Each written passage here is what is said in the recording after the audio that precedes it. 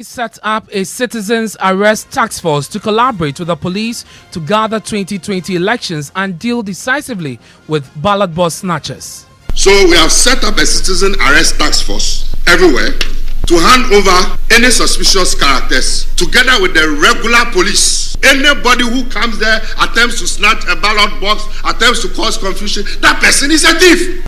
Many other parties questioning the competence of the EC to transmit and announce election results in 24 hours. So you see, they are creating another unrealistic expectation, and then when the day comes and by that time they are not able to, what would they do? Are they going to force numbers? Are they going to cook numbers? Are they just going to announce any other thing at all? We'll hear from the NDC, the EC, and bring you some more analysis on this.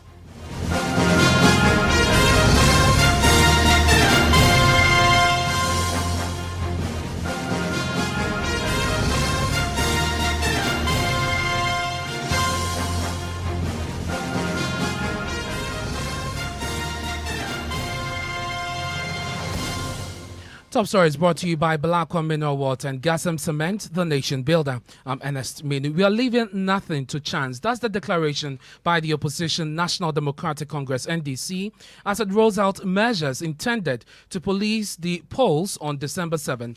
With just 12 days to the elections, the party today announced the formation of what it calls the Citizens Arrest Task Force to collaborate with the police and other security agencies to guard the 2020 general elections. Director of Elections for the NDC, Elvis Ifriye Ankra, announced this and a raft of security concerns at the news conference at the party's headquarters today. Plans to give police uniforms to vigilante groups to pose as police officers for deployment in the Volta region and other places, and wish to advise him that it is in his best interest and the interest of the police to abandon such plans. He personally may not be part of it, but he has the mechanism and the system to stop it if he really wants to, because posterity will judge him. We are sending a stern warning to people who are not police officers, but allow themselves to be used to cause mayhem in the Volta region and other parts of the country. We wish to encourage the people of the Volta region to remain fearless throughout this electioneering period. Don't allow anybody to intimidate you. The genuine security personnel, 90, 95, 99%, they are more than the fake ones. People of Volta region, people of Banda, people of everywhere in Ghana, all over the regions, the genuine security people are more than the fake ones. The fake ones, because they are doing evil, they are doing it in hiding, and they'll be exposed on that day. So be bold, come out and vote. So we have set up a citizen arrest task force everywhere to hand over any suspicious characters together with the regular police that will be deployed any part to this country. Collaborate with the proper police. The proper police, they are there to help you. They want the right thing. They want peace. All we want is 7th, 8th December, we are still in Ghana. Peace. Period. That's all we want. So collaborate with the correct people. Anybody who comes there, attempts to snatch a ballot box, attempts to cause confusion, that person is a thief. That person is a threat to our democracy. He must be dealt with accordingly. Let the regular police grab that person. The history of the bravery and fearlessness of the people of the Volta region should not be lost on the people of the region. We recall how the people of the region, through wit and wisdom, without firing one gun, escaped the tyrant leadership of King Agokoli of Nochie in Benin. It is with this great wisdom that the people of the Volta region must work to escape the tyranny of Akufo-Addo, who is the present-day Agokoli. So those are the security concerns raised by the NDC today at that news conference, and we're joined on the phone lines by the Director of Elections for the party, Elvis Ifriye Ankra. Thank you very much for your time. So we'll come to you shortly. But you raised other issues today, including questioning the competence of the Electoral Commission to transmit and announce the results of the presidential elections 24 hours after the polls, as announced by the Director of Electoral Services, Dr. Serebo Kweku, in an interview with my colleague Israel Laya. I want us to listen to that. I will be back to you to interrogate the issues. As part of the comedy of inconsistencies that dent the credibility of the EC, The AC earlier on announced that the result of the elections will be announced by the 10th of December. How many of you remember? In another dramatic departure from this announcement, Dr. Sribo Kwaku subsequently announced on the 18th of November that the results will be declared by close of day on 8th December, barely 24 hours after close of polls. Ordinarily, somebody, well, if they finish the elections early and you declare, what's wrong with that? But you see, therein lies the problem. What is the basis for this claim? What mechanisms and structures and systems and processes have you put in place to ensure that this claim that you are making, you'll be able to meet it without having any problems? How does it work in practical terms? Because it's a process. Elections are declared at the polling station. Those results move from the polling station to the Constituency Coalition Center. From the Constituency Coalition Center, you have now created another layer, you claim, at the regional level. Then from the regional level, it will now go to the national level. And especially for the presidential ballot, the Electoral Commissioner herself is supposed to be the chief returning officer. Now, at every constituency, before a presiding officer will declare that Akwesi or Ajwa has won in a constituency, that returning officer must be able to see all the results, certified results, each one of them, from every polling station, and then say, this person has won. By this process, is she telling her that she's going to see every single result from all the 275 constituencies before she declares, she makes a declaration? Can't we see the danger here? Is she going to rely on only 16 regions? So you see, they are creating another unrealistic expectation. And then when the day comes and by that time they are not able to, what would they do? Are they going to force numbers?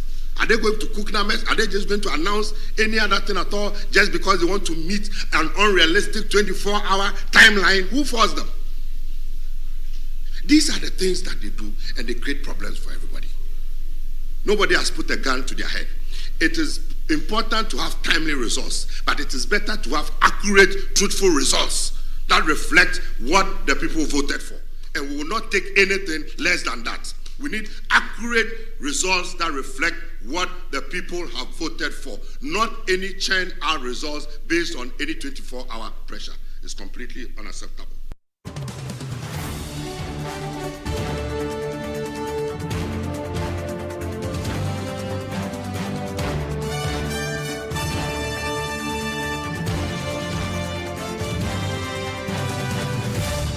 Elvis Ifriankra is the Director of Elections for the opposition NDC. He is with us on the line. We're grateful you could join us. First off, tell us a bit more about this task force that you have set up. Who are they made up of? Oh, it's made up of you. You are part of it. How is that? I'm not aware of this. So we are using this platform to educate you. Every single Ghanaian must realize that your vote is sacrosanct. The reason why we say we don't want coup d'etat is that the only way we can maintain or change government is through the power of our thumb. So that vote is sacrosanct. So every Ghanaian has a duty to ensure that, one, he votes and that he protects the vote. So we are creating an awareness and a consciousness among every single citizen that don't just vote, but also protect the vote. You protect the vote by ensuring that when you vote, you encourage others to also come and vote. And look out for miscreants, anybody who you think is a potential troublemaker that is going to prevent your brother, your sister from casting his or her vote, and report them to the relevant security authorities to deal with them. Simple. So it's a collaboration between the citizenry and the regular, the assigned police security services to ensure that we have free, fair, and peaceful elections. But Mr. Ifriankra, I listened to the sound and you said a task force. It didn't sound like a campaign, an awareness to citizens. It sounded like something very organized, a group of people who you are deploying, and you say everywhere. I don't know what you mean by everywhere. Are you talking about the polling stations, for instance? Yes, it looks like you have recruited people and you have deployed them. We are educating people and telling people that every citizen must take it upon him or herself to ensure that this thing happens. But Mr. Fiankra, we have the police in the elections.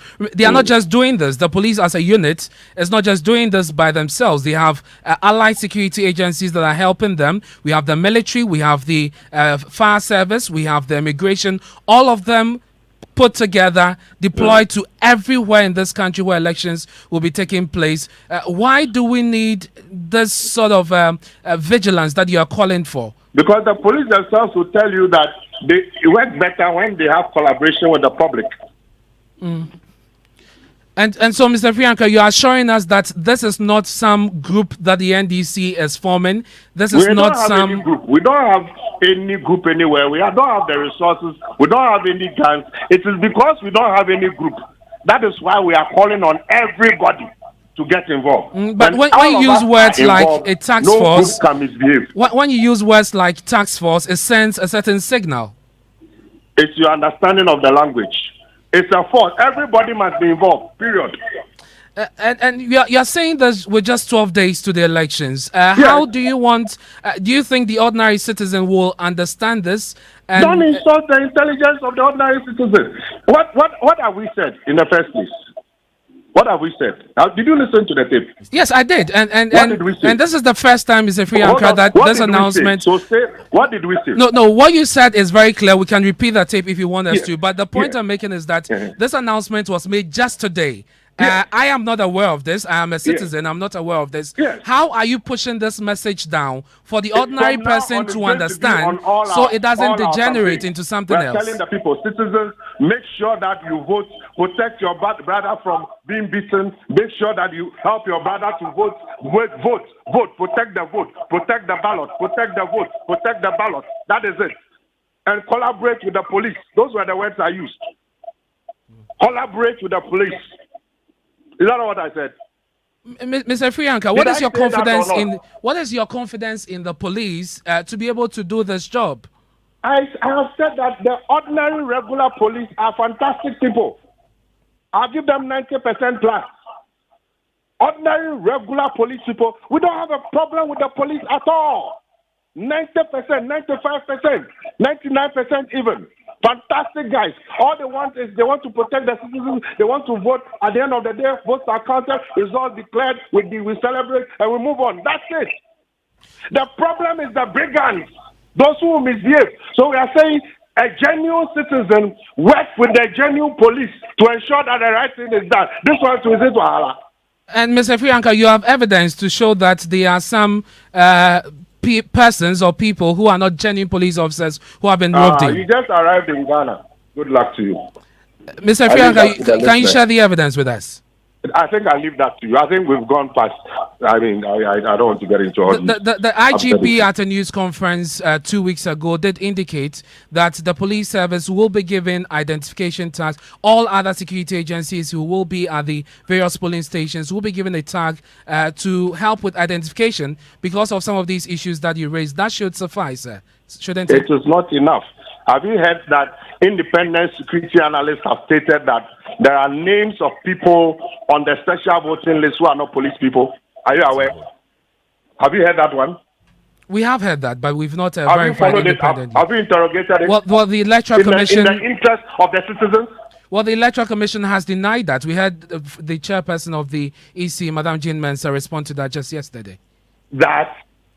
Well, she says that there's nothing like that, and she can assure us that is not enough. You are the independent media. You should follow up and do the independent. Have you contacted the security people? We have them. We know them. Mr. Priyanka, hold the line for me. Hold the line for me. Let's speak to a security analyst because you mentioned some of them have raised issues. Colonel Festus Abuaji joins us. Thank you very much, sir, for your time here on Top Story. You have heard Mr. Friye Ankra and the proposal, or what now sounds like a campaign to encourage citizens to be more watchful, to be vigilant, and police the elections together with the security agencies. Your take on that, sir? Well, in a very broad sense, I think we all understand that the question of public safety, public security, national security is a responsibility of every citizen. So in that context, there is nothing really strange about what he's saying. And I want to believe that other bodies like the Peace Council and the NCC and so on have been sensitizing Ghanaians to be vigilant. Indeed, all the political parties have been calling on citizens to be vigilant. So that vigilance that Elvis is calling for is in place.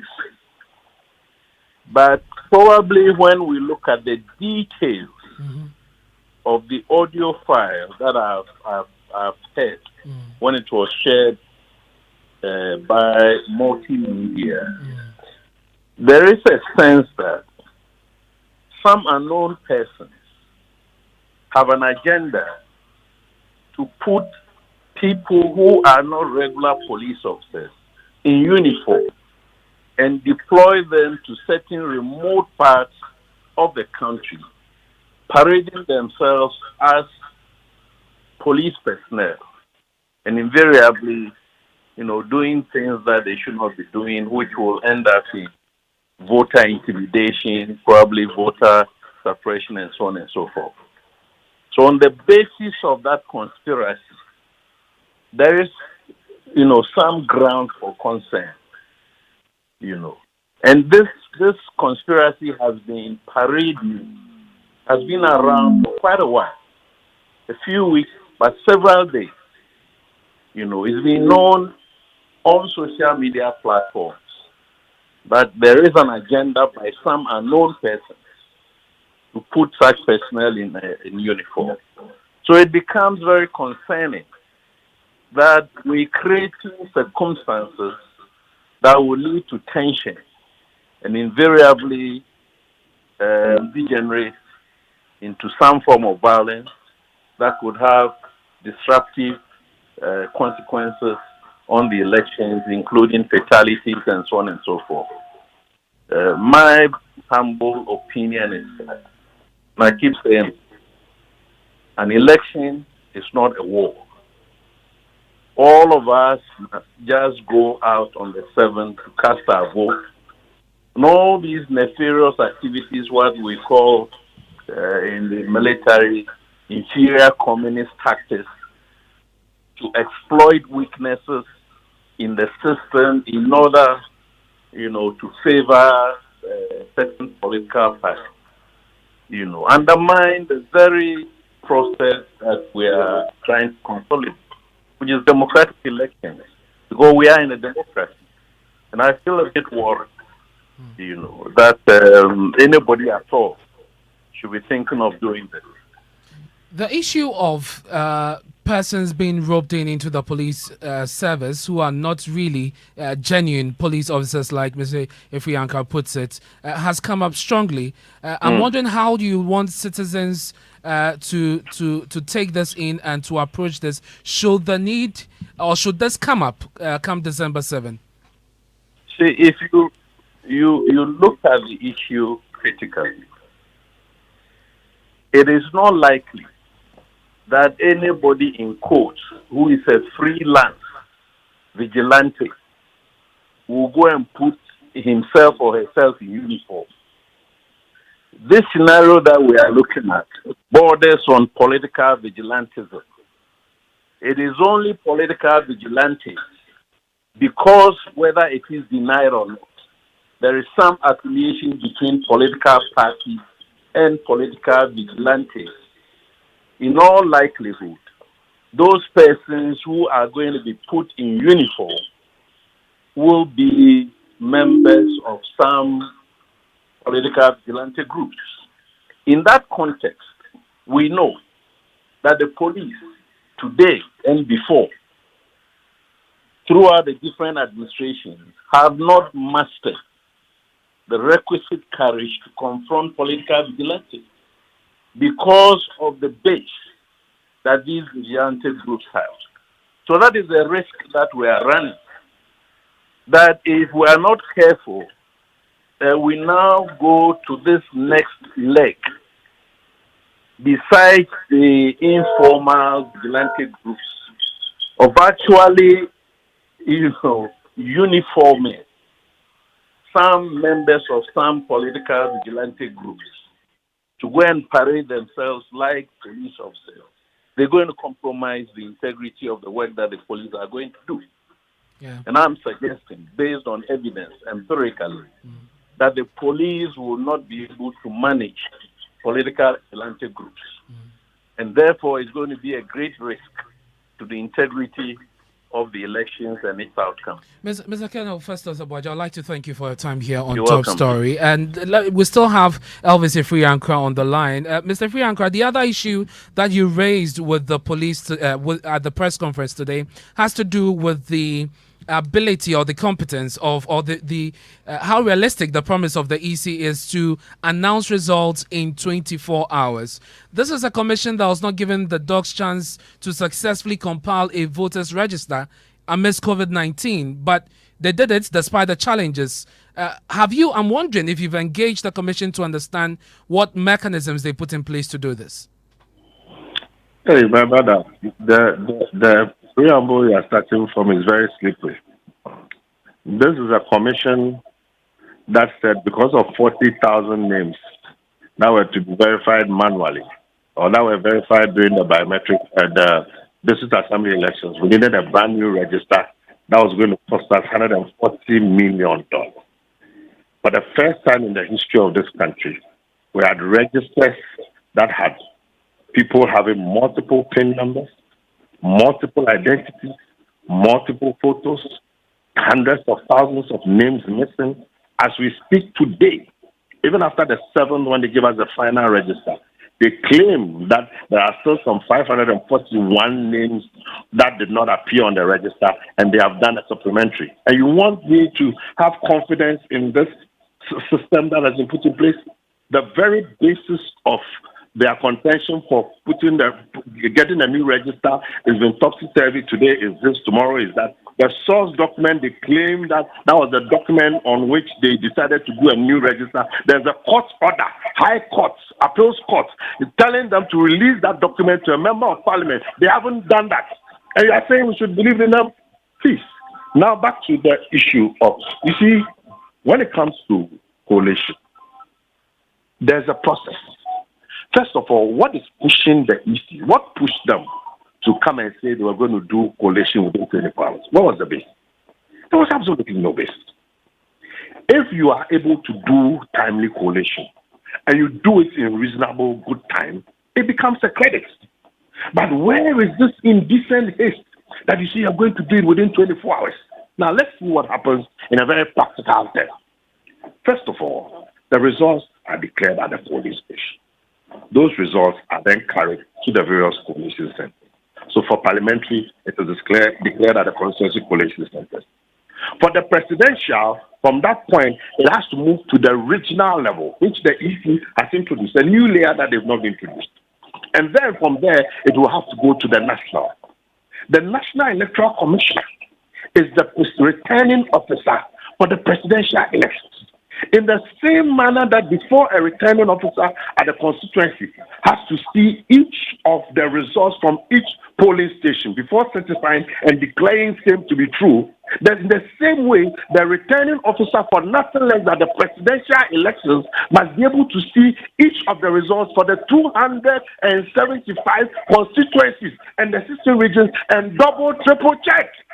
And Mr. Friankra, this is something that we are checking with the EC to find out what they. But I'm just wondering if you've raised it with them ever at any point in time.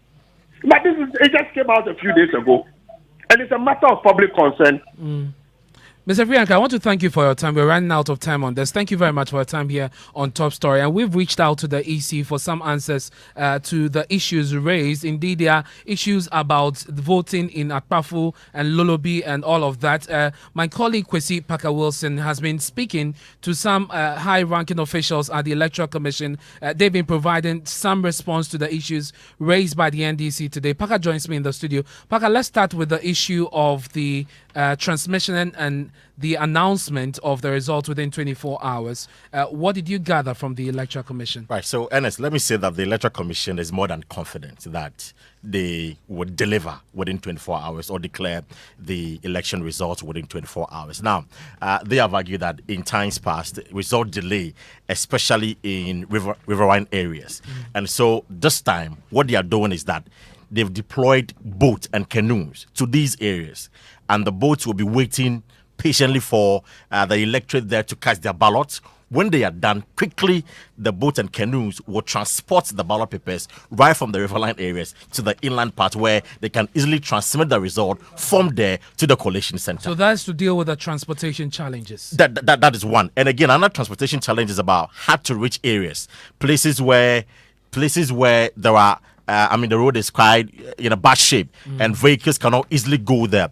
According to my source at the commission, they have deployed motorbikes. So motorbikes will now be on standby, ready to again transport the ballot papers right from the polling station at the hard to reach areas and get them back to the collation center. So these are the measures the EC says they have put in place that has influenced their decision, or the point that they can deliver or announce the results within 24 hours. Because again, in times past, it's delayed, and that is why results tend to delay, and it takes about 3 or 4 days before they declare. Hold it there for me, Parker. There are other responses they gave you, but let's go onto the phone lines and speak to Rhoda Osei-Afo, who is with CODEO, the Coalition of Domestic Election Observers. Rhoda, thank you very much for your time here on Top Story. You have experience with observing and monitoring elections over the years. Is this target the EC has set possible? Hello, Ernest, thank you very much. So, first of all, I think we have to understand what the EC is doing. Is it a target they are setting for themselves? And then we measure that against what the law says, because we don't have any deadline within which they have to say this. So what we understand is that they are trying to get the results as soon as possible. But at the same time, we want to be mindful, because the processes take time, So the issue is what practical measures they are taking to ensure that we have a different experience compared to the previous experiences that we've had. I think those are issues that we want to find out about. But at the same time, we have to understand that if you are giving poll officials certain deadlines to deliver, we want to be cautious, okay? So you want to be optimistic, you want to be hopeful, but at the same time, you want to pay attention to details so that mistakes are not made. So it's a balancing act we have to do carefully. We don't have to push ourselves to the corner, You had my especially when the law enables us to deliver within the period that we can as soon as possible, but definitely not to box yourself to a particular corner. You had my colleague, Kwesi Parker Wilson. Want to lay out the practical measures that you are very well. taking. And you had my colleague Parker outline some of the measures they have, put in place to deal with the issue of transportation. For instance, they are providing boats, they are providing motorbikes, and other measures as well. Yes, tricycles to indeed, deal with the issue. Will that make a difference? But at the same time, you know that at the polling station, the processes also take time. At the end of the day, after every person has voted, there are processes to do the ballot reconciliation or accounting, to do counting and then filling of the results, and even the transportation. So part of it is logistical, but at the same time, there are also procedural issues which take time. And I think for me, that's also one aspect that we are interested in. And so realistically, can this be achieved? Can this be achieved, considering all the other issues that you talk about, the counting, the accounting of the ballots, the transmission, and in some areas we have very long queues even after 5 p.m. We know that elections have run into days. Sometimes technology fails. We're using biometric machines and all of that. Realistically, can they achieve this? So that's the point, and I think that's where the Electoral Commission's communication to the stakeholders they have to be clear. That it's something that you are aspiring, but you don't have to stick your neck out and say that this is what we are going to be doing, because other than that, even if you fail to deliver within that period, then you're going to create certain impressions because people already have been made aware that you're going to deliver within the 24 hours. So if there are challenges, then people will start coming out with all manner of interpretation. So their communication around this issue has to be clear that we are aiming to get the results as quickly as possible. And so if we're able to do it within 24 hours, that is good. But you don't have to communicate in a way that says that within the 24 hours, you're going to come out, especially when the law allows you to go beyond that. So it's just a matter of being careful about how we engage on this issue. Thank you very much. I'm grateful you could join us. That's Rhoda Ose-Afo. She is with CODEO, the Coalition of Domestic Election Observers. That's it for Top Story, brought to you by Balakwa Mineral Water and Gasam Cement, the nation builder. I'm Ernest Manu.